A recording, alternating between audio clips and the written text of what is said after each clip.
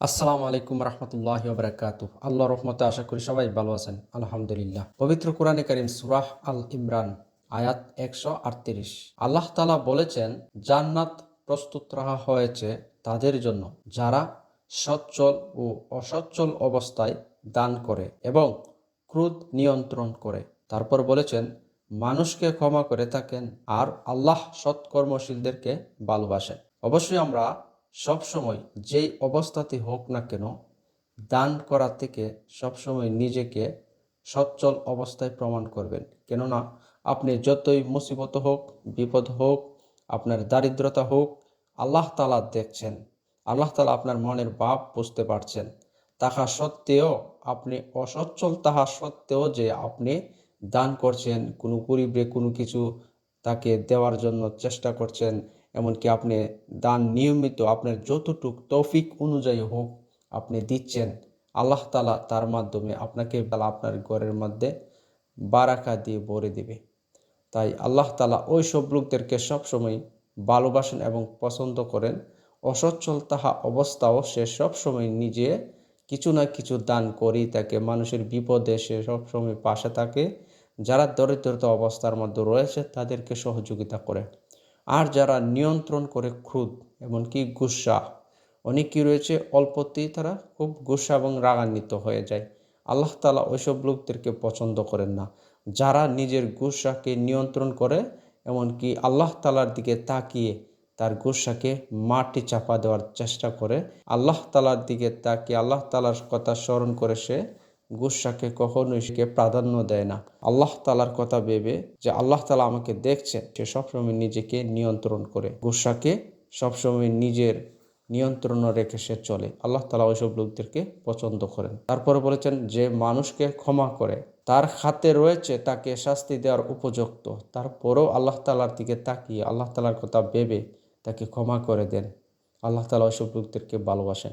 আল্লাহ তাআলা যেন আমাদের সবাইকে এই সচ্ছল, অসচ্ছল, এমনকি ক্রোধ নিয়ন্ত্রণ, তারপর মানুষকে ক্ষমা করা সবসময় যেন আমাদের দ্বারাতে এটা যেন আমরা করতে পারি। আল্লাহ তাআলার পছন্দনীয় সৎকর্মশীলদের মতো একজন ইমানদার ব্যক্তি হতে পারি। এই তিনটি বিষয় আল্লাহ তাআলা একজন মানুষের কাছে যখন পায়, তখন আল্লাহ তাআলার কাছে সে সৎকর্মশীল এবং ভালোবাসার একজন ইমানদার হয়েই আল্লাহ তাআলার কাছে একজন পরিচিত হয়ে যায়। তখন আল্লাহ তাআলা ফেরেশতাদেরকে ডাকে বলে, দেখো আমার এই বান্দা আমার জন্য এই কাজ করেছে। তাই আমরা যেন সবসময় এই তিনটি বিষয় নিয়ে সবসময় আমরা কাজ করতে পারি। আমাদের যতই অসুস্থ হোক, অসচ্ছল হোক, এমনকি দারিদ্রতা হোক, আমার তৌফিক অনুযায়ী আমি একজনকে দান করার চেষ্টা করব। তারপর যখন গুসাটা আসে মূলত শয়তান থেকে, ইবলিস থেকে গুসাটা আসে। যখন আমাদের কিছু বিষয় এদিক সেদিক হয়ে যায়, তখন যে কোনো বিষয় হোক, যখন গুসা না আসলেও, এখানে গুসার কোনো কথা নেই, তারপর অনেক সময় আমরা রাগান্বিত হয়ে যাই। আর এই রাগান্বিত বাতাসের মাধ্যমে শয়তান আমাদের ভিতরে প্রবেশ করে, তখনই বলতে থাকে, এই কাজটা তো ঠিক হয় না, এটা তো অনেক হয়ে গেছে এইদিকে সেদিকে, এটা তোমার বিরোধিতা হয়েছে, এরকম কিছু কুমন্ত্রণা শয়তান আমাদেরকে তখন উত্তেজনার ভাব এনে দেয়। তখন আমরা অনেকেই রয়েছে এরকম উত্তেজনায় ভাব এনে গুসাকে নিয়ন্ত্রণ না করে এক কাজ করে ফেলি। আর যখন কাজটা হয়ে যায়, এমন একটা ক্ষতিগ্রস্ত বা কাউকে ক্ষতি করি, তখন ধীরস্থির অবস্থায় শয়তান আমাদের দেহ থেকে বের হয়ে যায়।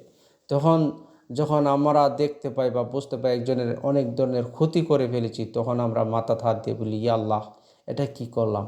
তখন শয়তান আমাদেরকে বলে যে আমি এখন আর তোমাকে চিনি না। যখন পাপ কাজ হয়ে যায়, যখন কোনো কারো ক্ষতি হয়ে যায়, যখন আমাদের ক্রোধ, এমনকি আমাদের গুসার দ্বারাতে কোনো ধরনের বড় ক্ষতিগ্রস্ত হয়ে যায়, এমনকি এই গুসার দ্বারাতে অন্যজনের ক্ষতি আমরা করে ফেলি, তখন শয়তান আমাদের মধ্যে থাকে না, সে আস্তে করে আমাদের দেহ থেকে তখন বেরিয়ে যায়। তখন সে বলে যে আমি তোমাকে চিনি না। তখন আমরা অনেকেই কিন্তু এই আফসোসটা করি, ইয়া আল্লাহ, আমার দ্বারাতে এই কাজটা কিভাবে হলো, আমি এটা কি করলাম, এরকম আমরা আফসোস করতে থাকি। তখন আপনি স্বাভাবিক অবস্থায় ফিরে আসেন, তখন এই আফসোসগুলো করতে থাকেন। আর যখন গুসা আমাদের চলে আসে, আর যখন আমাদের কোনো যেই বিষয়টি নিয়ে সে আমরা ক্রোধ নিয়ন্ত্রণ করতে পারি না, গুসা নিয়ন্ত্রণ করতে পারি না, তখনই কিন্তু শয়তান প্রবেশ করে আমাদের মধ্যে। আর এই শয়তানের দ্বারাতেই আমাদের অনেক ক্ষতিগ্রস্ত হয়ে যায়, একজনের দ্বারাতে আরেকজনের ক্ষতি হয়। তাই সবসময় আল্লাহ তাআলা বলেছেন, ক্রোধ নিয়ন্ত্রণ করে ওই সব লোককে আমার খুব পছন্দ। আর যারা ক্ষমা করে থাকে, যার ক্ষমতা রয়েছে তাকে শাস্তি দেওয়ার, যার ক্ষমতা রয়েছে তাকে অনেক বড় ধরনের শাস্তি দিয়ে মানুষের সামনে অসম্মানী করা, তারপরও আল্লাহ তাআলার দিকে তাকিয়ে সে শাস্তি দিল না, মাফ করে দিয়েছে, আল্লাহ তাআলা ওই সব লোককেও ভালোবাসেন। তাই আল্লাহ তাআলারই সৎকর্মশীলদেরকে ভালোবাসেন, যারা ক্রোধ নিয়ন্ত্রণ রাখে, যারা সচ্ছল অবস্থায় দান করে, এমনকি মানুষকে ক্ষমা করতে থাকে। আল্লাহ তাআলা যেন আমাদেরকে এই বোঝার এবং আমল করার তৌফিক দান করুক। আসসালামু আলাইকুম ওয়া রাহমাতুল্লাহি ওয়া বারাকাতুহু।